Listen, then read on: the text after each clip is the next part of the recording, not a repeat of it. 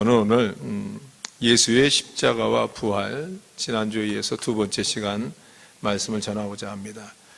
기독교의 가장 중심이 되고 핵심이 되고 또 기독교의 상징이 될 수 있는 게 우리가 알듯이 십자가죠. 그래서 크리스천들은 십자가 목걸이를 하고 반지에 십자가를 새기고 혹은 집에 십자가를 걸어놓고 하면서 그리스도의 십자가가 나의 자랑인 것을, 나의 고백인 것을 우리는 사람들에게 함께 알리면서 보여줍니다. 반면에 2000년 전에 예수 당시의 십자가는 십자가 그러면 사람들이 말을 꺼내지 못하게 할 정도로 수치스러운 겁니다.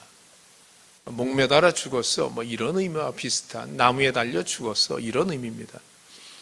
십자가 그러면 죄인들의 형벌이고 그것은 벌받는 장소고 그것은 죽음의 장소이기 때문에 십자가라는 이야기를 꺼내는 것 자체가 굉장히 수치스러운 일입니다.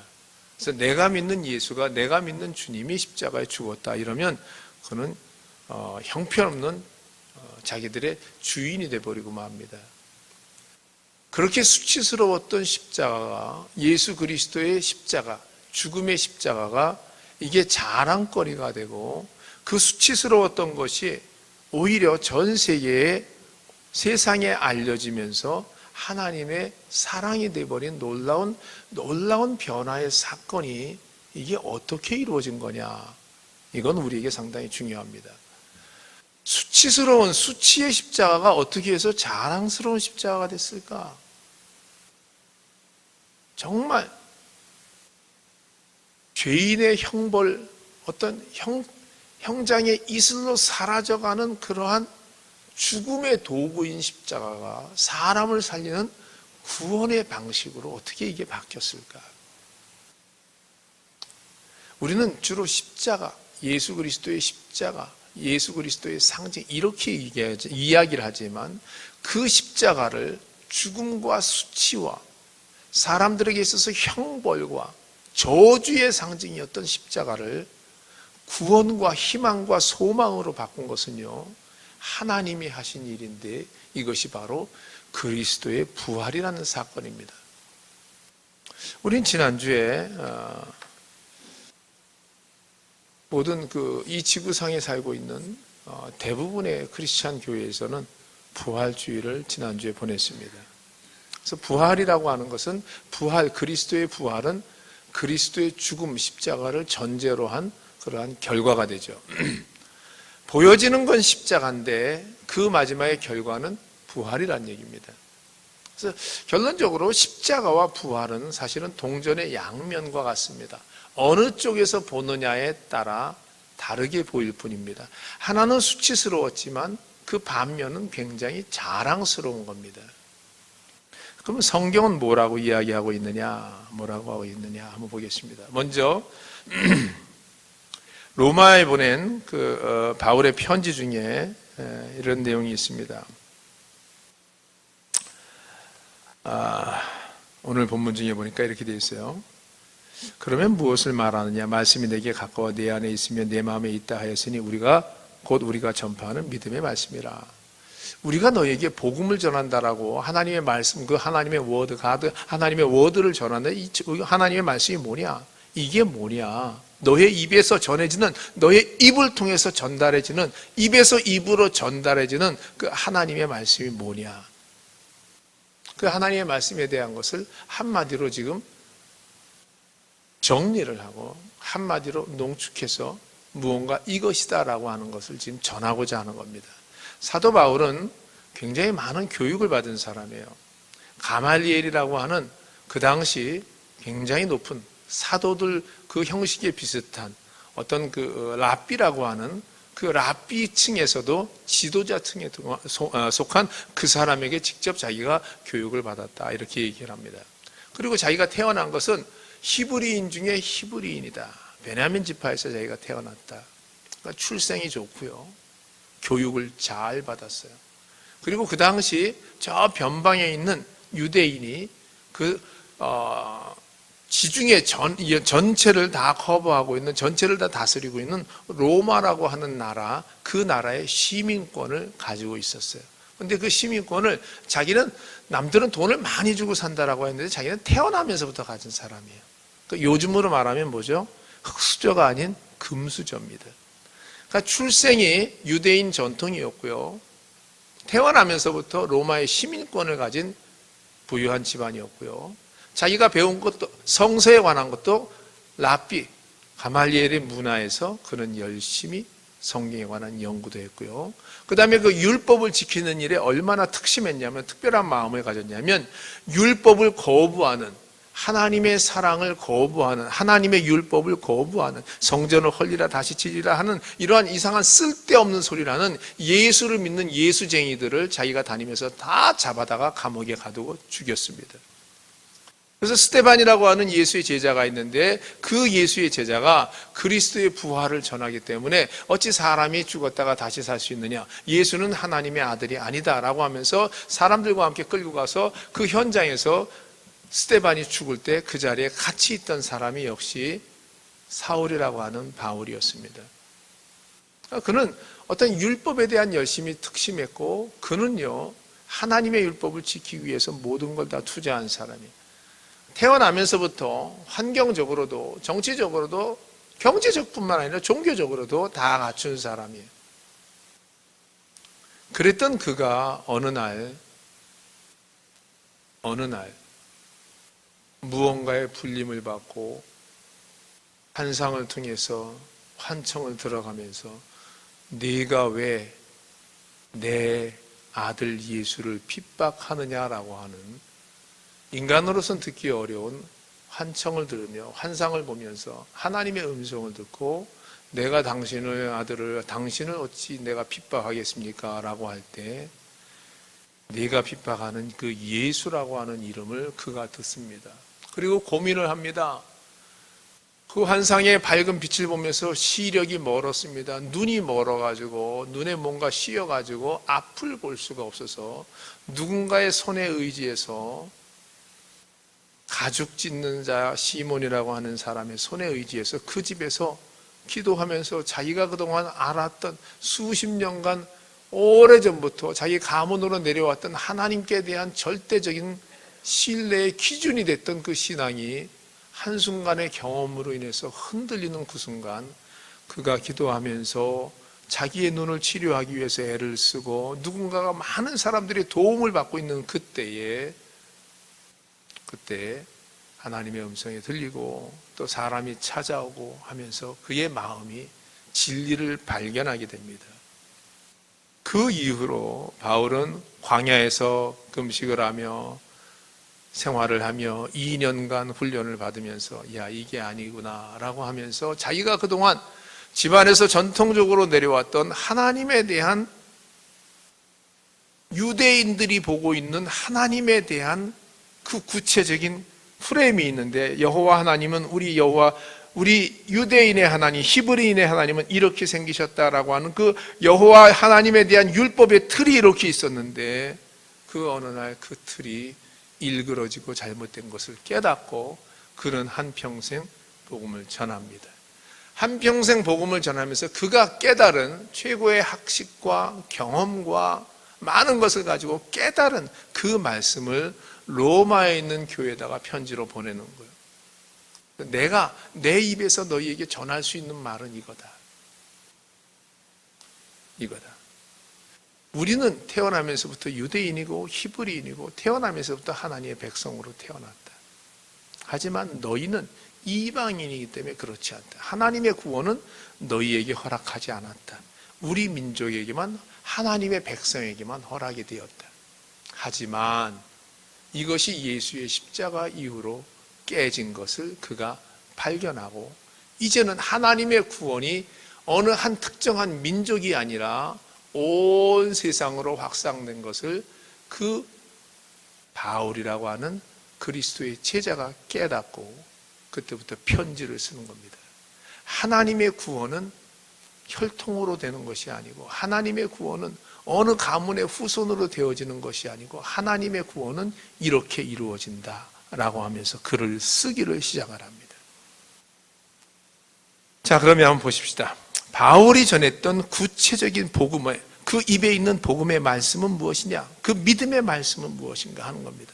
9절을 읽습니다. 같이 읽습니다. 내가 만일 내 입으로, 자 보십시다. 내가 만일, 주인공은, 주체는 납니다. 누군가 다른 사람이 아니라 나 스스로가, 내 스스로가 나 자신, 네가 만일이라고 하는 것은 열에 하나 드러날 수 없는 일에 되지 않을 일이에요. 만약에 이게 벌어진다면 뭐 내 손에 장을 지진다 이런 얘기예요. 만일은요 정말 말 그대로 만에 하나 열에 하나 뭐 되어질 일이에요. 백에 하나 되어질 일이에요. 있을 수 없는 일이에요. 있을 수 없는 일이에요. 하지만 그렇지만 그럼에도 불구하고 네가 만약에 그럼에도 불구하고 만약에 네가 그럼에도 불구하고 이렇게 한다면 이런 얘기예요. 네가 만일 내 입으로 너 스스로가 예수가 주인이다, 예수가 주님이다, 예수가 바로 이 세상에 너의 당신의 로드다, 주님이다 라고 하는 것을 네가 내 입으로 만약에 시인한다면, 보세요. 조건절이 이제부터 계속 붙습니다. 만일 정말 네가, 원래는 네가 그렇지 않았지만 정말 네가 만약에 예수가 너의 삶에 너를 살리고 너를 주관하고 너의 모든 일에 내 삶에 예수가 주님이시다라고 정말 네가 고백한다면, 입으로 고백한다면, 너 스스로가 고백한다면, 그 다음에 거기다가 또 그것뿐만 아니라 또 하나님께서, 내가 믿고 있는 창조주 하나님께서 그 예수를 죽은 자 가운데서 다시 살리신 것을 내 마음에 믿으면, 이런 얘기예요. 예수가 십자가에 매달려 죽으심으로 내 죄를, 모든 죄를 대속하셨습니다. 내 죄를 모든 것을 대속하시고 나의 구원자가 되셨습니다. 이 고백뿐만 아니라 십자가에 죽은 예수를 누가 살리셔요? 하나님이 생명의 시작이 되신 원천이신 그 하나님이 예수에게 새 생명을 통해 예수의 생명을 죽음이 이기지 못하도록 붙잡은 그 하나님이 예수를 죽음에서 이렇게 세우셨다면, 그걸 당신이 믿는다면 그 다음에 어떤 일이 벌어져요? 내 마음에 믿으면 구원을 받으리라. 구원을 받으리라. 성경을 제가 주보에 좀 몇 개 적어놨어요. 이런 내용들이에요.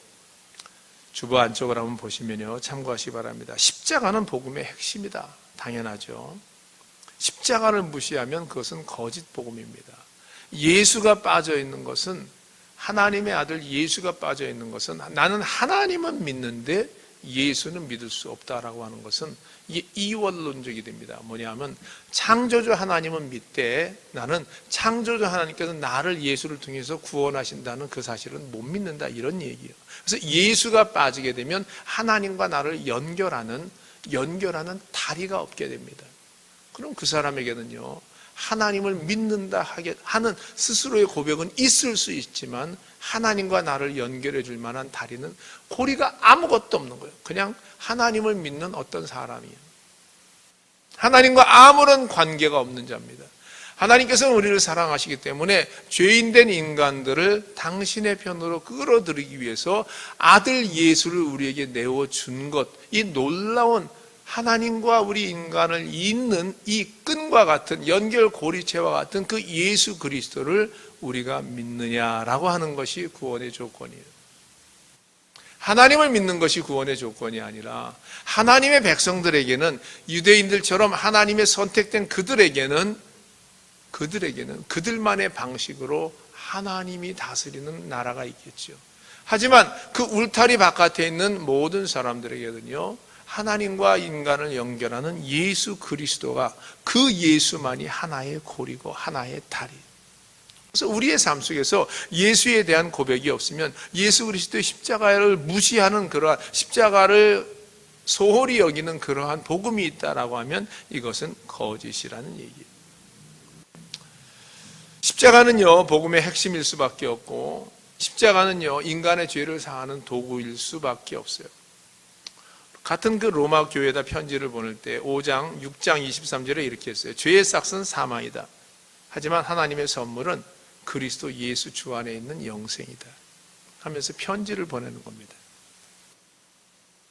율법을 따라 모든 물건이 피로써 정결하게 되므로 피 흘림이 없으면 거룩히 사는 그러한 증거도 없다.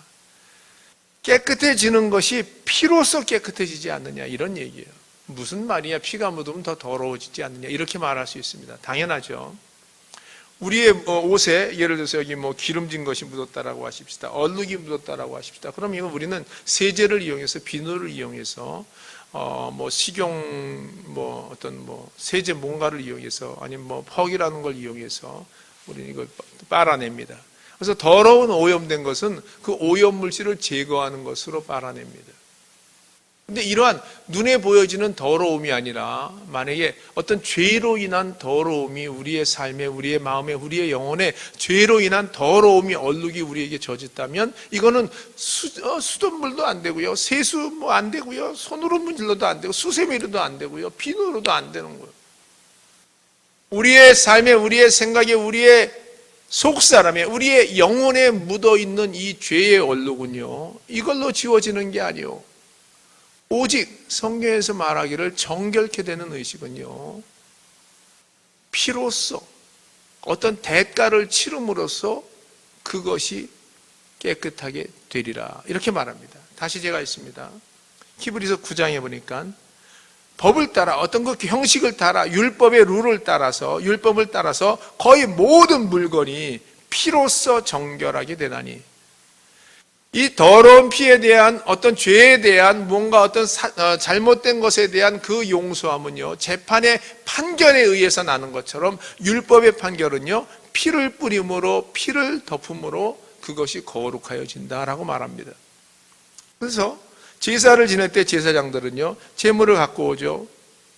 염소나 양이나 제물을 갖고 오게 되면 그 목을 따고 피를 빼서 그 피를 갖다가 제단에 뿌립니다.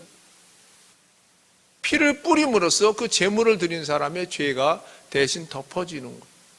1년에 한 번씩 대제사장은요, 7월 10일에 대속죄일에 그 민족을 대신하는, 민족의 죄를 용서하옵소서라면서 1년에 한 번 대제사장이 황소의 피를 가지고 지성소라고 하는 곳에 들어갑니다.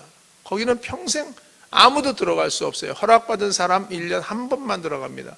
그때 가가지고 그 상자 위에 뚜껑이 있는데, 시은자라고 하는 시은소, 거기다가 피를 갖다가 뿌립니다.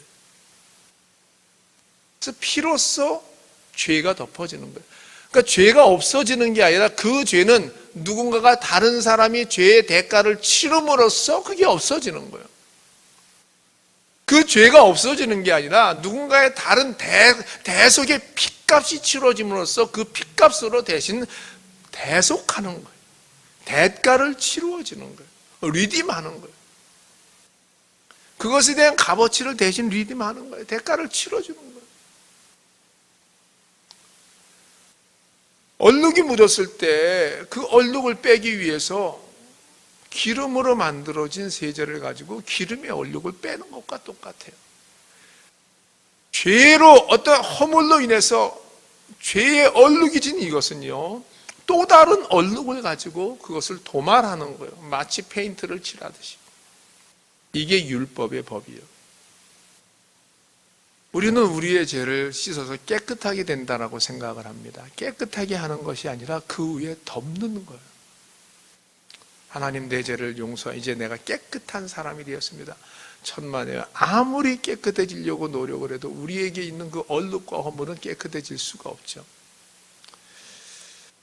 아버지가 아들에게 교육을 합니다. 야, 네가 만약에 잘못을 하게 되면 그것은 용서한다고 다 없어지는 게 아니야. 자, 그럼 이제 내가 여기 나무가 있는데 네가 어떤 거짓말 할 때마다, 나쁜 일 할 때마다 나무에다 네가 못을 박어. 네. 그러다 보니 새카맣게 못이 박여집니다. 이제 네가 착한 일을 하고 선한 일을 할 때마다 그 못을 하나씩 뽑아봐. 열심히 누군가를 위해서 다 일을 하면서 선하게 그 못자국을 다 뺐습니다. 못을 다 뺐습니다. 이제 아버지 다 없어졌어요. 그래, 수고했다. 이제 네 모든 죄가 용서함을 받은 것 같지만 본래 그렇게 했음에도 불구하고 그냥 못 자 죽은 그냥 있는 거예요. 이게 죄의 모습이에요. 죄는요, 무언가로 깨끗하게 씻는 게 아니에요. 무언가로 이렇게 없애는 게 아니에요. 죄로 인하여서 우리가 지어진 모든 일들은요, 이건 없앨 수가 없는 거예요. 기록이 남고 쿠키가 남아있고 모든 것이 다 남아있어요. 없앨 수가 없어요. 사람이 열심히 득도를 해가지고 내가 어떤 허물을 다 벗어내가지고 스스로가 자력하여서 내가 가장 높은 단계에, 불자의 단계에, 불의 단계에 올라갈 수 있을 것이다 라고 우리가 아무리 노력을 한다 할지라도 박혀있는 못은 뺄 수 있을지 모르지만 그 못자국으로 얼룩져 있는 것은 그냥 남아있는 거예요. 반면에 성경은 이렇게 얘기합니다. 너희의 모든 허물과 죄와 이것은 어린 양의 피로써 대신 그것이 덮어지리라, 도말하리라, 깨끗하여지리라, 이런 얘기예요. 대가를 치름으로써 없어지는 거예요. 원래 있던 원한이 없어지는 게 아니라 수정한, 개정안이 들어와서 그 원한을 덮어버리는 거예요. 그래서 기독교는요, 그리스도교는요, 예수를 통해서 우리의 허물이 덮어지는 거예요. 예수의 피가 내게 뿌려지는 거예요. 그래서 우리의 삶은요, 예수의 피가 뿌려진 삶이에요. 핏빛이 남아있어요. 그래서 지나가면 피비린내가 나야 돼요. 예수의 피의 냄새가 나야 돼요. 내가 만약 내 입으로 예수를 주로 시인하며 예수를 받아들인 거예요. 그 다음에 또 하나님께서 그를 죽은 자 가운데 살리신 것을 내 마음에 믿으면, 지금까지 말씀드린 것은 앞에 전반부예요. 예수의 피가 내게 뿌려지는 거예요. 그가 나를 위해 죽으셨구나, 그가 나를 위해 대가를 치르셨구나, 고맙습니다 라고 하는 이 1단계의 믿음이에요. 가장 첫 번째 믿음이에요. 예수 그리스도를 죽음 가운데서, 죽은 자 가운데서 살려내신 하나님의 능력을 믿는다는 것은 다시는 우리가 십자가에 다시는 피를 흘리고 다시는 우리가 십자가에 죽어야 될 그러한 필요가 전혀 없는 거예요. 왜? 예수께서는 그 십자가를 당신이 마음으로, 당신의 몸이 마지막으로 그 십자가에 더 이상 희생이 없는 것으로 돌아가셨거든요. 더 이상 필요가 없는 거예요. 이제 우리 인류에게는 십자가가 더 이상 필요 없어요. 예수가 지신 게 마지막 십자가예요. 그를 죽은 자 가운데서 살리신 것을, 예수가 살아난 일이 뭐가 그렇게 중요하냐? 예수가 살아났기 때문에 다시는 매년 1년에 한 차례씩 그 동굴에다가 아가씨들을 제물로 드릴 필요가 없는 거예요. 이제는 다시는 죽음이라고 하는, 사망이라고 하는, 죄라고 하는, 사단이라고 하는 것이 너 이리 와, 말 안 들으면 죽어, 이리 와 하고 다 부르는 그의 소환에 우리가 응할 필요가 없는 거예요. 말 안 들으면 죽어 했지만 그것은 이미 죽어진 거예요. 끝났어요. 목이 잘려진 뱀이요. 뛰어다니고 날뛴다 할지라도 목이 잘려진 뱀이요. 하나님께서 그를 죽은 자 가운데서 살리신 것을 믿는다라고 하는 것은요, 다시는 우리가 십자가에 죽어야 될 그러한 구원의 조건이 필요 없어졌다는 거예요. 예수께서 하신 그 일이 마지막이에요. 그래서 예수님이 이렇게 말씀합니다. 너희가 가지고 있는 짐을 다 내려놔라. 그리고 내가 가지고 있는 짐을 너희한테 줄 테니까 내 짐은 쉽고 가볍다. 너희가 져야 될 짐은 죽음이라고 하는 짐이지만 내가 너희에게 주는 짐은 고난이라고 하는 짐이에요. 무슨 얘기냐면요, 십자가를 이루기 위해서, 십자가에 가기 위해서 사람들은 죽음을 이룹니다. 죽음이라고 하는 것을 통합니다. 그래서 예수께서 대신 죽음이라고 하는 것을 대신 지셨어요. 죽음을 지고 이제는 죽음이 다시는 우리를 겁박하지 못하도록 다 눌러 놓았어요. 그래서 우리는요, 이제 죄의 삭은 사망이요, 또 하나님의 은사는 그리스도 예수 안에 있는 우리 주의 영생이냐, 이렇게 말씀하신 것처럼 죄값을 치러야 되는데 사망의 죄값을 대신 치러놨거든요. 그러므로 이제 우리는 죄값에 대한 부채가 없는 거예요. 죄값에 대한 의무감이 없는 거예요. 그 대신 그 죄값을 치른 예수께서 우리를 따라오라, 각자 자기 앞에 있는 짐을 지고 따라오라, 내가 너희에게 주는 짐은 가볍다, 그러면서 우리를요, 이 세상으로 보내는 거예요.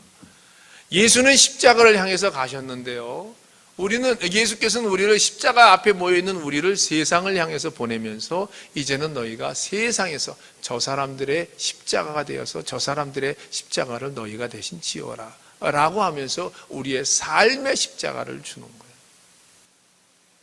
죽어야 하는 생명의 십자가를 지는 것이 아니라 우리가 이 세상에서 살면서 우리 앞에 누군가의 이웃을 위한 고난의 길을 통해서 그를 섬겨야만 하는, 그를 세워야만 하는, 그에게 아름다운 복음을 전해야만 하는 그러한 고난의 십자가만 우리에게 주신 거예요. 그러므로 우리가 믿는 십자가와 십자가에 죽은 그 예수를 다시 살리신 하나님을 믿는 것은 굉장히 같지만 좀 달라요. 만약에 십자가까지만 믿는다면 우리는 믿음을 반만 이해하는 거예요.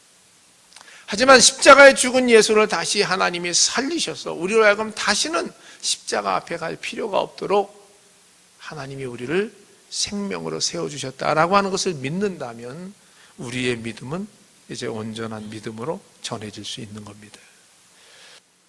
10절을 같이 읽습니다. 다 같이 읽습니다. 사람이 마음으로 믿어 의에 이르고 입으로 시인하여 구원에 이르느니라. 자, 이런 그 십자가와 부활을 우리가 어디서 믿어요? 마음으로 믿게 되는 거예요. 이런 십자가와 그 부활을 우리가 마음속에서 받아지고 믿게 되는 거예요. 그런데 그 뒤에 13절 이후로 보게 되면 14절에 이렇게 되어 있어요. 본문 이후에 그런즉 그들이 믿지 아니하는 일을 어찌 부르리요? 듣지도 못한 일을 어찌 믿으리요? 전파하는 자가 없이 어찌 들으리요? 라고 하는 말을 합니다.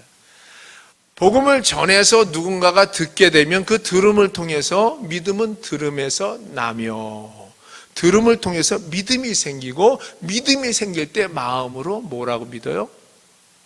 고백을 하는 거죠. 마음으로 믿어서 그가 의인이 되고. 절차상의 순서를 말씀을 드립니다. 하나님의 구원을 이루는 것이 우리의 삶의 하나의 어떤 그 목표라고 한다면 그 구원을 이루기 위해서 오늘 본문 중에 보니까 입으로 시인을 해야 되고 입으로 시인하기 위해서 그 전에 뭐가 필요해요? 마음으로 믿어야 되고 마음으로 믿기 위해서 우리는 누군가로부터 그 말씀을 들어야 되고 그 들음은 누군가에 의해서 전해진 거가 되겠죠. 자, 순서를 다시 봅니다. 누군가에 의해서 우리에게 전해졌어요. 그걸 내가 들었어요. 들음으로 내 마음에 뭐가 생겨요? 믿음이 생기지요. 믿음이 생김으로 마음으로 믿어 믿음이 생김으로 내가 뭐가 됩니까? 의인이라 하는 칭함을 받게 되죠. 누구로부터? 하나님으로부터 의인의 칭함을 받게 됩니다. 마음으로 믿어서 의에 이르고 그 의에 이른 것을 우리의 입술로 사람들에게 고백을 하게 되는 거죠. 하나님 앞에 고백을 하고 이웃 앞에 내가 고백을 하는 거예요. 마음으로 믿어 의에 이르고 우리가 입으로 시인하여 무엇을 이룬다? 구원을 이룬다 라고 말씀드렸어요. 저는 지난 시간에 나무에 달린 자라고 하는 말씀을 드렸어요. 나무에 달린 자마다 저주에 임한 자, 저주를 받은 자니. 나무에 달린 자가 뭐예요? 십자가에 죽은 자죠. 그러니까 예수 믿는 사람을 놓고 이렇게 말합니다. 고린도 교회에다가는요, 바울이 편지를 보내는데 누구든지 예수를 그리스도요 주님이시다라고 이렇게 말하는 자는 성령이 아니고서는 그를 그렇게 말할 수 없다 이렇게 얘기했어요. 그러니까 누구든지 예수를 주님입니다라고 고백하는 자는 구원을 받는다라는 얘기예요. 그럼 나도 예수를 주님입니다라고 고백했으니까 나도 구원을 받았지요. 예, 당연하죠. 하지만 성경에 쓰여진 그 당시에는요, 야, 예수가 너의 주인이냐 아니면 나무에 달린 자냐, 예수가 너의 구세주냐 아니면 저주받은 자냐, 대답해라 라고 물어보는 질문에 대답하는 거예요. 그냥 아무도 없는 데서 내가 하나님 앞에 하나님, 예수는 나의 구세주입니다, 예수님은 나의 주인이십니다 이렇게 고백한 것이 아니라 로마의 창과 칼 앞에서, 병정들 앞에서, 로마의 황제 앞에서 그가 우리에게 야, 예수가 너의 주인이냐? 내가 너의 주인인데 너는 지금 예수를 주인이라 그래서 예수가 너의 주인이냐? 아니면 예수는 당연히 나무에 매달려 죽어야 되는 저주받은 자냐?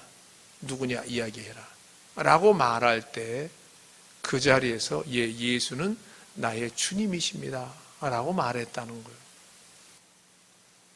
예수는 나의 주님이십니다. 이게 고백이에요. 내 앞에 있는 이해관계에 관계없이, 이해관계에 상관없이 내가 예수를 믿고 내가 예수를 그리스도로 고백하고 내가 예수 믿는 사람이라고 하면 지금 이 순간에 손해를 볼 텐데 라고 말하고 하는 그 순간에 그거와 상관없이 나는 크리스찬입니다. 나는 예수쟁이입니다. 나는 예수 믿는 사람입니다. 이렇게 말하는 그 사람들을 이야기하는 거예요.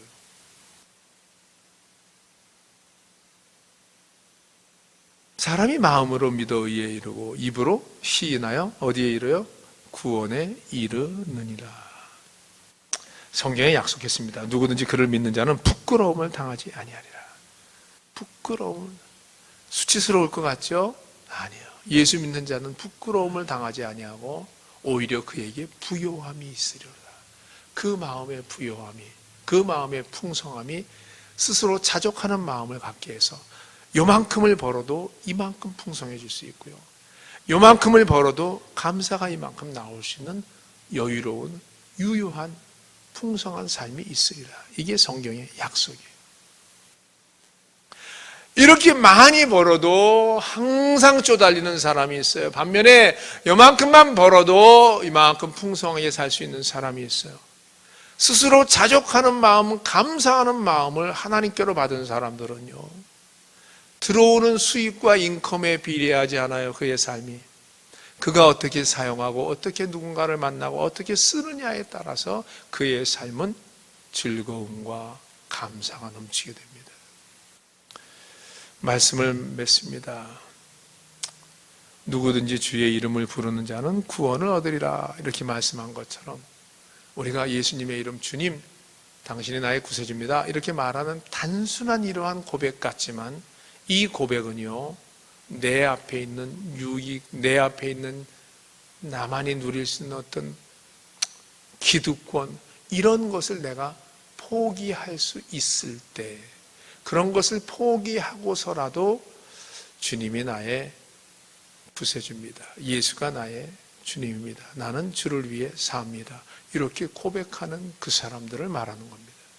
그러므로 누구든지 주의 이름을 부르는 자는, 여기서 누구든지라고 하는 것은 예수를 위해서 나의 허물 혹은 나의 수치스러움 혹은 나의 어떤 불편한 이러한 관계 속에 손해볼 만한 이러한 것들, 그런 것들까지도 내려놓고 예수는 나의 구세주입니다 라고 말할 수 있는 사람들, 그 모든 사람들에게는 하나님의 구원이 임하리라.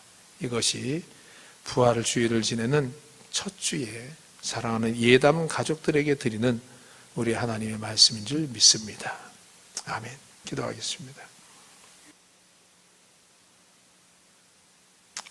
십자가와 부활은 복음의 핵심인 줄 믿습니다. 하나님, 십자가 없이, 부활 없이 우리가 어찌 예수를 믿을 수 있습니까? 이제 우리는 그리스도의 십자가의 고난도 통과했고 그리스도를 다시 살리신 부활의 기쁨에 예수를 따라 첫 열매를 따라 한 걸음씩 움직이는 자리에 있사오니 우리의 삶이 부활을 경험한 삶이 되게 하시고 우리의 삶이 풍성한 부활의 능력을 마음껏 누리며 사는 그리스도인들이 되게 하여 주시옵소서. 그리하여서 삶 자체가 풍요로워지기를 간절히 바라며 예수님의 이름으로 기도를 드립니다. 아멘.